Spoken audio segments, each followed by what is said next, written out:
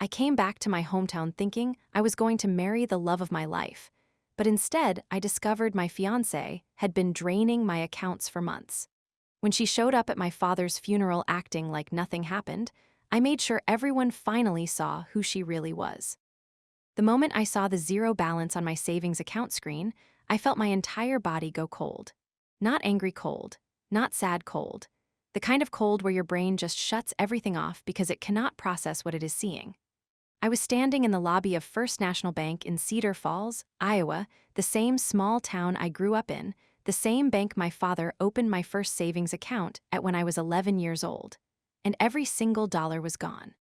Let me back up, because none of this makes sense without context. My name is Caleb, I'm 31 years old. I grew up in Cedar Falls, population roughly 40,000, the kind of town where everyone knows your business even when you think they don't. I left right after high school because I needed out. I needed to breathe. I went to college in Minneapolis, got a degree in accounting, and built a decent life up there. Nothing flashy. A one-bedroom apartment, a reliable car, a job at a mid-size firm. Simple and steady, which is how I like things. My dad, Richard, stayed behind in Cedar Falls. He ran a small hardware store that had been in our family for 2 generations. He was the kind of man who never said much but showed up every single time it mattered. When my mom passed from cancer when I was 19, my dad held everything together. He never remarried. He just kept working that store, kept the house clean, kept showing up to Sunday service at the Lutheran church on Main Street. He was the most dependable human being I have ever known. About 2.5 years ago, I met Vanessa. She was a bartender at this upscale cocktail lounge in downtown Minneapolis. She was gorgeous. Like the kind of gorgeous where you feel lucky, she is even making eye contact with you. Long dark hair, green eyes, this incredible laugh that filled up a room.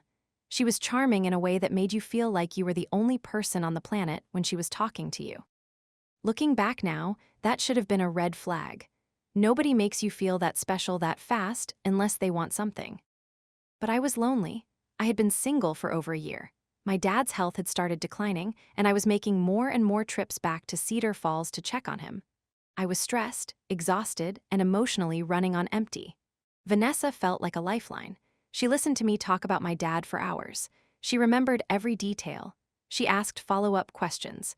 She seemed genuinely invested in my life in a way that nobody else had been in a long time. We moved fast. Within 4 months, she had moved into my apartment. Within 8 months, I proposed. I know, trust me, I know. People told me it was too fast. My buddy Marcus, who I had been friends with since college, said I was rushing it. My cousin Tanya back in Cedar Falls said she had a bad feeling. I brushed all of it off. I told myself they didn't know Vanessa like I did. I told myself they were just being overprotective. Maybe I was naive, but I trusted her. Here is the part that matters. About 14 months ago, my dad was diagnosed with stage 4 pancreatic cancer. The doctors said he had maybe 6 to 9 months. I was devastated. I started going back to Cedar Falls every other weekend to spend time with him, help him with the store, just be around. My dad, being the planner he always was, sat me down one weekend and told me he had already taken care of everything. The house was paid off and would go to me. The store had a buyer lined up who would take it over when the time came, and he had a life insurance policy worth about $180,000 that would come to me. He also had another $50,000 in a savings account that he transferred into a joint account with me, so I could manage his bills and medical expenses as things progressed. He showed me all the paperwork. He made me promise I would use the money wisely. He said, "Caleb, this is everything I have to give you. Don't let anyone take it from you." I remember those exact words because they hit me hard at the time. I thought he was just being a protective dad.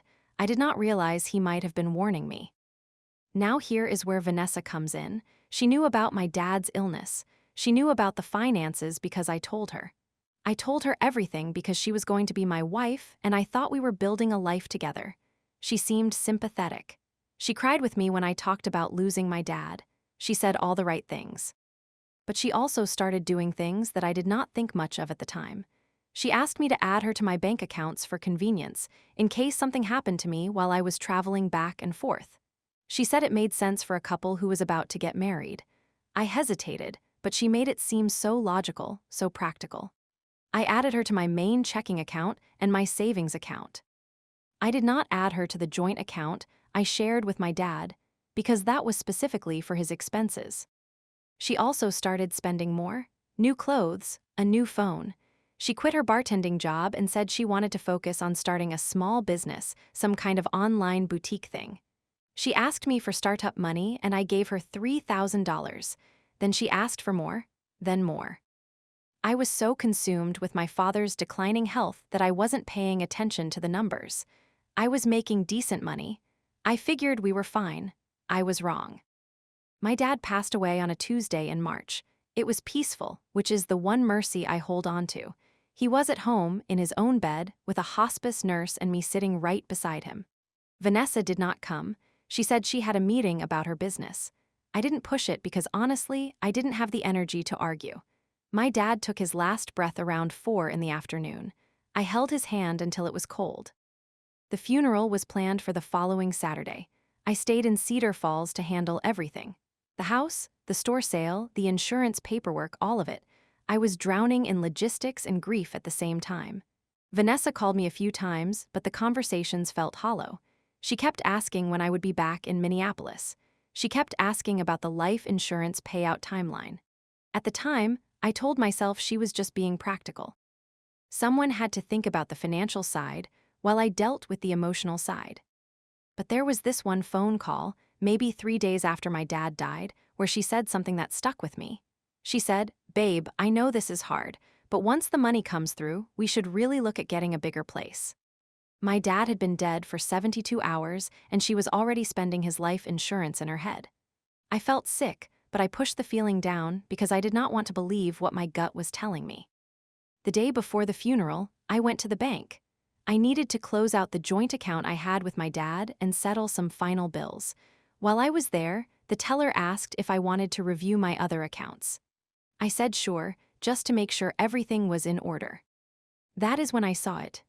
My savings account, which had held just under $28,000 the last time I checked, had a balance of 0. Not low, not reduced. 0. I asked the teller to print a transaction history. My hands were shaking. Over the past 3 months, there had been a series of transfers and withdrawals, all made by Vanessa. Some were transfers to an external account I did not recognize. Some were ATM withdrawals in amounts of $500 at a time. Some were online purchases. It was systematic, methodical. She had drained it slowly enough that I wouldn't notice if I wasn't looking closely. And I wasn't looking closely because I was watching my father die. The teller could see I was upset. She asked if I wanted to speak with a manager. I said yes. The manager, a woman named Helen who had actually known my dad, sat me down in her office and walked through everything. She confirmed that as a joint account holder, Vanessa had full legal access. There was nothing the bank could do. The money was gone. I sat in that office and I cried, not because of the money, although that hurt. I cried because I realized that the woman I was going to marry had been stealing from me while I was losing my father. She had timed it perfectly. She knew I was distracted. She knew I was vulnerable. And she used that. I drove back to my dad's house and sat in his kitchen for a long time. I didn't call Vanessa. I didn't confront her. I needed to think. I needed to be strategic because if I blew up at her, she would lie and twist things and make me feel crazy. I had seen her do that before in smaller situations. She had this way of turning arguments around until you were apologizing for something she did. I wasn't going to let her do that this time. I called my cousin Tanya. She came over immediately. I showed her the bank statements. She just looked at me and said, "Caleb, I told you something was off about that woman." And she was right. She had told me, multiple times, I just didn't listen. Tanya helped me start making a plan. First, I removed Vanessa from all my accounts. I called the bank and had her taken off everything. I changed my passwords for online banking. I contacted the insurance company handling my dad's life insurance policy and made sure everything was in my name only and that no one else could make claims or redirect funds. Then I called a lawyer. Tanya's husband knew a guy in town, an attorney named Gerald Whitcomb. He was semi-retired but still sharp as a tack. I met with him the next morning, the morning of my dad's funeral, because I could not wait. Gerald listened to everything. He reviewed the bank records. He told me that because Vanessa was a joint account holder, criminally it was going to be very difficult to pursue theft charges. The money was in a joint account and she had legal access. But he also said this. He said, "Son, just because she had access doesn't mean she didn't defraud you. If she moved that money into hidden accounts or used it in ways that were deceptive while you were in a position of emotional vulnerability, there are civil avenues. And if she continues to contact you or harass you, we can pursue a restraining order." I filed that information away because I had a feeling I was going to need it. The funeral was that afternoon. My dad's church was packed. He was beloved in Cedar Falls. There were people there I hadn't seen since I was a kid. Old family friends, guys who used to work at the hardware store, women from the church choir. It was beautiful and devastating at the same time. I was sitting in the front pew with Tanya and her husband. The service had just started. The pastor was reading from Psalms, and then I heard the back door of the church open. I turned around and there was Vanessa. She was dressed in a black designer dress that I know for a fact cost over $600 because I had seen the charge on the credit card statement. She had her hair done up, full makeup. She looked like she was walking into a cocktail party, not a funeral. She made eye contact with me and gave me this soft, sympathetic smile, like nothing was wrong, like she hadn't stolen nearly $30,000 from me while my father was dying.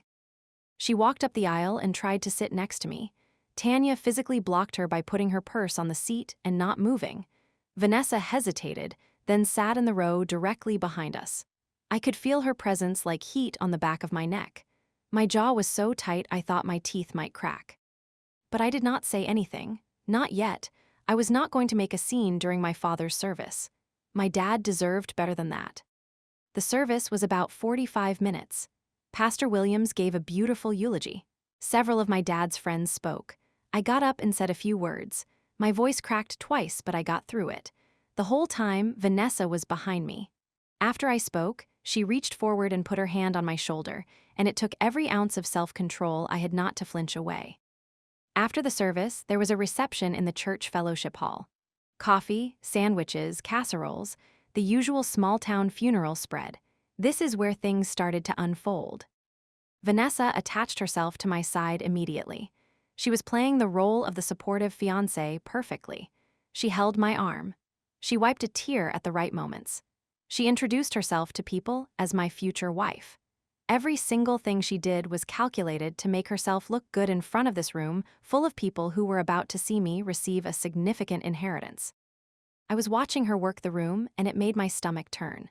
She was charming everyone. She told Mrs. Henderson, my dad's neighbor, how much she loved Richard and how she wished she had got to know him better. She told my dad's old business partner that she was going to help me decide what to do with the house. She was already inserting herself into every financial decision before my dad was even in the ground. That's when something unexpected happened. I heard a voice behind me say, "Caleb, holy crap, Caleb Brennan." I turned around and there was Marcus. My college buddy Marcus, who I hadn't seen in person in over 2 years. He was standing in the doorway of the fellowship hall in a wrinkled suit that looked like he had driven straight here, and that's exactly what he had done. Marcus lived in Denver now. We had stayed in touch mostly through texts and occasional phone calls, but life had pulled us in different directions. I had told him about my dad's passing, but I had not expected him to show up. He drove 12 hours to be at my father's funeral. I almost lost it right there. I hugged him hard enough that he laughed and said, "Easy, man, I still need those ribs." "What are you doing here?" I asked. "Your dad was a good man," he said, "and you're my best friend. Where else would I be?" I introduced him to Tanya and a few other people. Vanessa came over and was immediately all smiles. She hugged Marcus and said she was so glad he came. Marcus was polite, but I noticed something in his eyes. He was watching her, studying her. And later, when she stepped away to get coffee, he leaned over to me and said, "Hey, can we talk privately? Like today?" I nodded. I knew that tone. Marcus was never one to beat around the bush. We didn't get a chance to talk until later that evening. The reception wound down, people filtered out, and eventually it was just me, Tanya, her husband, Marcus, and Vanessa back at my dad's house. Vanessa was acting like she owned the place. She was rearranging things in the kitchen, talking about which furniture we should keep, and she even mentioned turning my dad's study into a guest room. My dad had been buried that morning. His study still smelled like him. Marcus caught my eye from across the room and tilted his head toward the back porch. I told Vanessa I needed some air and stepped outside with him. The air was cold and the sky was clear. Marcus lit a cigarette, which I didn't know he still did, and he looked at me for a long moment before he spoke. "How much has she taken?" he asked. I stared at him. "What?" "Caleb, how much money has Vanessa taken from you? Because I need to tell you something, and I need you to actually hear me this time." I told him about the savings account, the $28,000, the slow, systematic withdrawals over 3 months. He closed his eyes and exhaled smoke. "There's more," he said, "and I should have told you sooner, but I didn't have proof, and I knew you wouldn't believe me without it." He pulled out his phone and showed me a series of screenshots. Text messages between Vanessa and someone named Derek. Marcus explained that Derek was a mutual acquaintance from Minneapolis, someone who ran in the same bar scene. About 6 months ago, Marcus had been back in Minneapolis for a work trip and ran into Derek at a bar. Derek, who had been drinking, started bragging about how he was seeing this girl who was engaged to some accountant and how she was basically using the guy for his money. Marcus pressed for details, and eventually Derek showed him some of Vanessa's texts. In those messages, Vanessa referred to me as her ATM. She said she was going to ride it out until the old man died and the insurance money came through. She said she had a plan to get as much as she could and then leave. Marcus had screenshotted everything.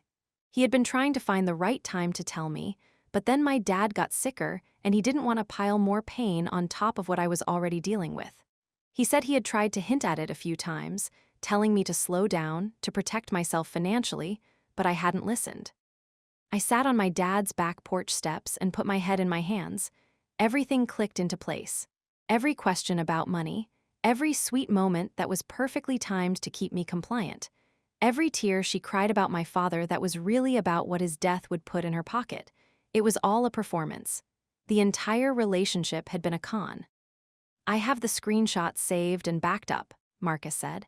"And I can get Derek to talk if you need him to. He's not loyal to her. He was mostly just hooking up with her, and I don't think he even knows the full extent of what she's been doing." I asked Marcus if Vanessa and Derek were still seeing each other. He said he wasn't sure, but probably. He said Derek had mentioned that Vanessa would come over to his place when I was on my trips to Cedar Falls. So she was cheating on me too. Of course she was. Why wouldn't she be? I went back inside and I looked at Vanessa, and for the first time I saw her clearly. She was sitting on my dad's couch, scrolling through her phone, completely unbothered. She had just attended the funeral of a man whose dying son she was robbing, and she didn't feel a thing. But I still didn't confront her that night. I know that sounds strange, but Gerald had told me to be careful. He said if I was going to pursue civil action or a restraining order, I needed to document everything and not give her a chance to destroy evidence or spin a narrative first. So I played it cool. Vanessa stayed the night at my dad's house. She slept in the guest room because I told her I wanted to sleep in my dad's room alone. She seemed annoyed but didn't push it. I lay in my dad's bed that night and stared at the ceiling and thought about what he had said to me. "Don't let anyone take it from you." I wasn't going to, Dad. Not anymore. The next morning, I told Vanessa I needed her to go back to Minneapolis. I said I had a lot of estate stuff to handle and that it would be easier if I focused on it alone for a few days. She didn't like that. She wanted to be involved, of course. She started asking about the life insurance again, about the house, about the store sale. I gave her vague answers, and eventually she agreed to leave. As soon as her car was out of the driveway, I called Gerald. I told him everything Marcus had shown me. I forwarded the screenshots. Gerald said this changed things significantly. The texts where Vanessa explicitly described me as a target and talked about taking my money showed clear intent to defraud. He said we could pursue civil action to recover the stolen funds, and that the texts also demonstrated a pattern of manipulation that could support a restraining order if she became hostile. Over the next week, I worked with Gerald to build my case. Marcus stayed in Cedar Falls with me. He canceled his work obligations and told his boss it was a family emergency. I tried to tell him he didn't have to do that, and he just said, "Shut up, Caleb. This is what friends do." I will never forget that. Here is what we discovered during that week. Vanessa had transferred most of the money from my savings into an account under her name at a different bank. She had also opened 2 credit cards in my name that I did not know about. 2. She had run up about $7,000 in charges. She had been using one of them to pay for her so-called business expenses, which as far as I could tell was just a Shopify page with no actual inventory or sales. The other she used for personal shopping. Gerald referred me to a police detective who handled financial crimes. I met with Detective Ruiz and filed a report. The credit cards opened in my name without my knowledge were clearly identity theft and fraud, which was criminal. The savings account situation was murkier because of the joint access, but Detective Ruiz said the combination of everything painted a very clear picture of a predatory individual. I also filed for the restraining order. Gerald prepared the paperwork and we submitted it to the court. I documented the financial exploitation, the deception, the emotional manipulation during a period of grief, and the texts Marcus provided showing her intent. During this time, Vanessa was blowing up my phone. She was texting and calling constantly. At first, the messages were sweet. She missed me. She was worried about me. She wanted to come back to Cedar Falls to be with me. Then, as I became less responsive, the tone shifted. She got demanding. She asked why I was being distant. She accused me of shutting her out. Then she started asking about money again. She wanted to know when the life insurance was being processed. She wanted to know if the house sale was going through. She asked me to transfer her some money because she was running low. I did not respond to any of these messages. Gerald told me not to, but I saved every single one. Then she did something that really sealed it. She called my cousin Tanya and tried to get information. She told Tanya that I was having a mental breakdown and that she was concerned about my ability to manage the estate. She actually used the phrase, "not in his right mind." She asked Tanya if she knew the details of the life insurance policy and whether there was a way to have a third party help manage the funds. Tanya recorded the call. Iowa is a one-party consent state for recording, so it was perfectly legal. And on that recording, Vanessa essentially laid out her entire plan without realizing it. She talked about how she and I had agreed to combine all finances after marriage and that the inheritance should be considered shared property. She talked about the house like it was already hers. She even slipped and mentioned the exact amount of the life insurance policy, a number I had only told her once in a private conversation, proving she had been paying very close attention to every financial detail from the beginning. Gerald added the recording to our file. 2 weeks after the funeral, the restraining order hearing was scheduled. Vanessa was served at the apartment in Minneapolis. From what I was told later, she absolutely lost it. She called me 17 times in an hour. I didn't answer. She left voicemails that ranged from crying and begging to screaming and threatening. She said I was making a huge mistake. She said she would tell everyone I was abusive. She said she would ruin my reputation. I forwarded every voicemail to Gerald and Detective Ruiz. The hearing was held at the Black Hawk County Courthouse. Gerald represented me. Vanessa showed up with a lawyer she must have found last minute because the guy looked like he had barely read the case file. We presented everything. The bank records, the screenshots from Marcus, the recorded phone call with Tanya, the identity theft documentation from the credit cards, the voicemails. Vanessa tried to paint herself as a loving fiancé who was being unjustly shut out by a grieving man. Her lawyer argued that the joint account withdrawals were normal shared expenses and that the credit cards were opened with my verbal permission. He had no evidence to support either claim. The judge, a no-nonsense woman named Judge Patricia Dalton, reviewed everything carefully. She asked Vanessa directly about the texts where she referred to me as her ATM. Vanessa's face went white. She tried to say the texts were taken out of context. Judge Dalton read one of them aloud in the courtroom. When the old man finally kicks it, I'm going to take everything this idiot has and disappear. He's too stupid to notice. The courtroom was silent. Vanessa's lawyer looked like he wanted to crawl under the table. Judge Dalton granted the restraining order. Vanessa was ordered to have no contact with me, directly or through third parties, for a period of 2 years. She was also ordered to stay at least 500 feet away from me, my residence, and my workplace. But that wasn't the end. Detective Ruiz moved forward with the criminal investigation into the identity theft. The 2 credit cards Vanessa opened in my name were clear-cut fraud. She had forged my signature on the applications. Within a month, she was charged with 2 counts of identity theft and 1 count of fraud. She was arrested at the apartment, which I had already removed her from with the help of Gerald and the local police. Her belongings were boxed up and left in the lobby of the building. Gerald also filed a civil suit to recover the funds from the savings account. Because of the overwhelming evidence of intent to defraud, including her own text messages, the case was strong. Vanessa's defense basically collapsed before it even started. She didn't have the money for a real legal fight. She tried to settle out of court and offered to return $12,000 of the $28,000. Gerald pushed back, hard. In the end, the civil court ordered her to repay the full amount plus legal fees. It would take time to collect, and I knew that. Gerald warned me I might never see all of it, but the judgment was on the record. It followed her, and that mattered. The criminal case for the identity theft resulted in a plea deal. Vanessa pleaded guilty to 1 count of identity theft and 1 count of fraud. She received 18 months of probation, was ordered to pay restitution for the credit card charges, and had a felony conviction on her record. I want to tell you that I felt triumphant when all of this happened, that I felt vindicated and powerful and satisfied, but that's not really how it felt.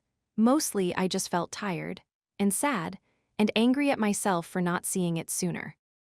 Marcus stuck around Cedar Falls for almost 3 weeks total. He helped me sort through my dad's house, pack up decades of memories, deal with the emotional weight of going through a dead parent's belongings. We found old photos of my mom and dad together. We found my little league trophies that my dad had kept in a box in the attic.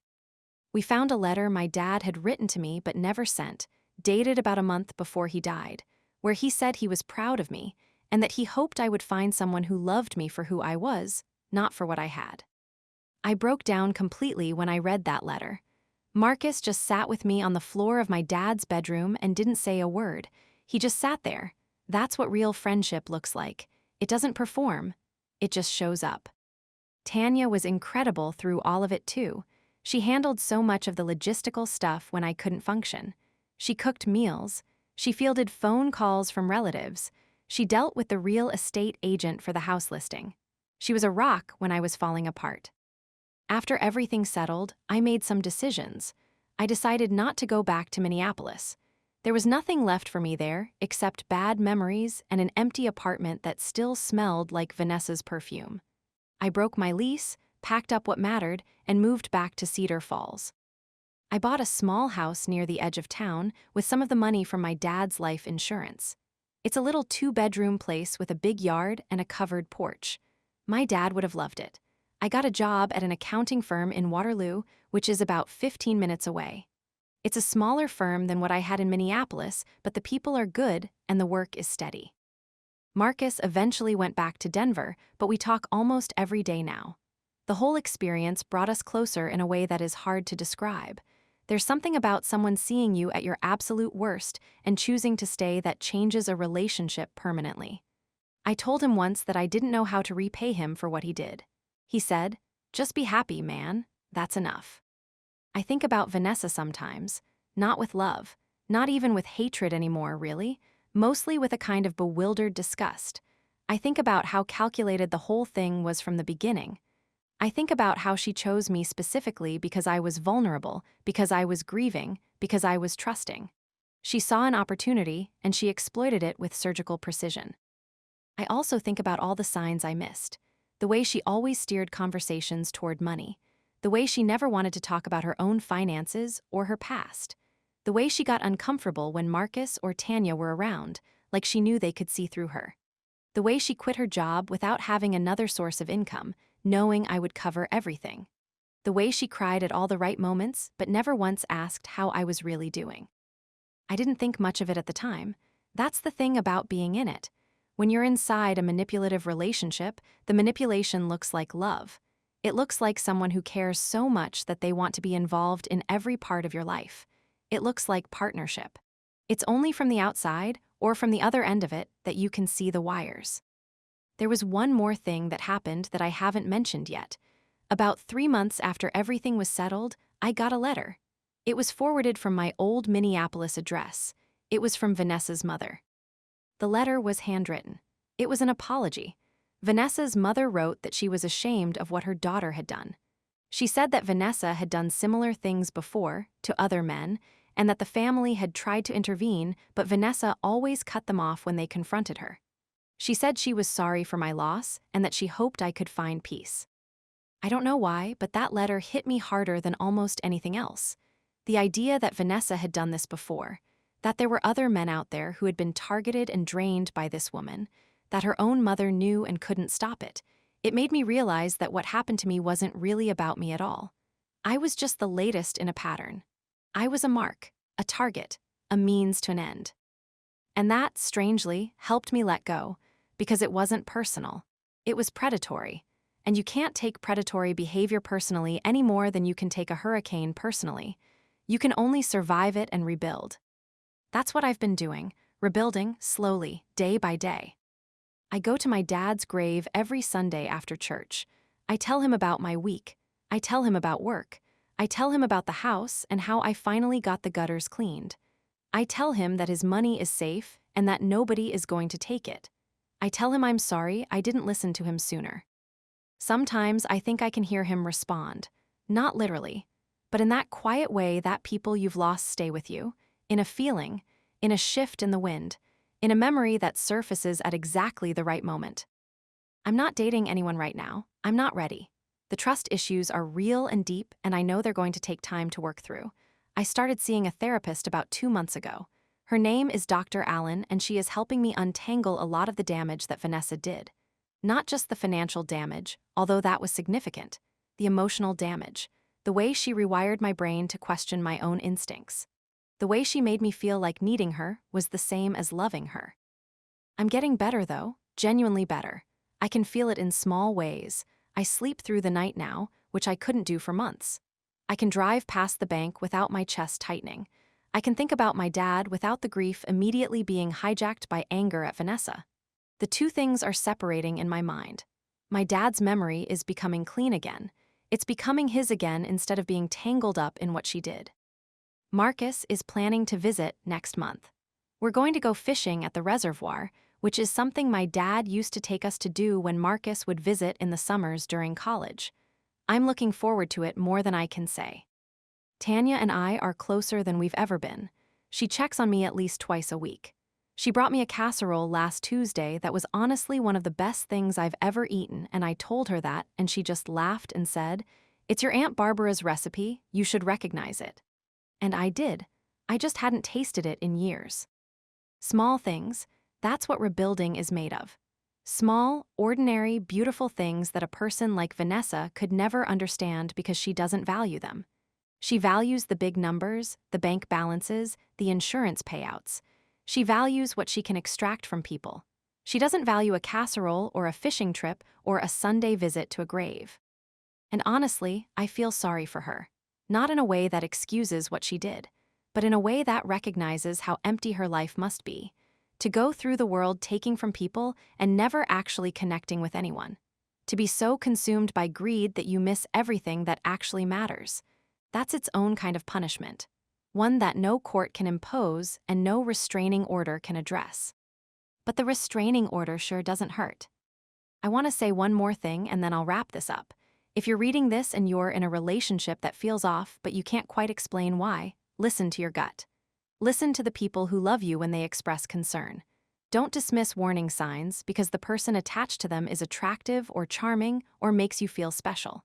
Pay attention to how they talk about money. Pay attention to how they treat your vulnerability. Do they protect it or do they exploit it?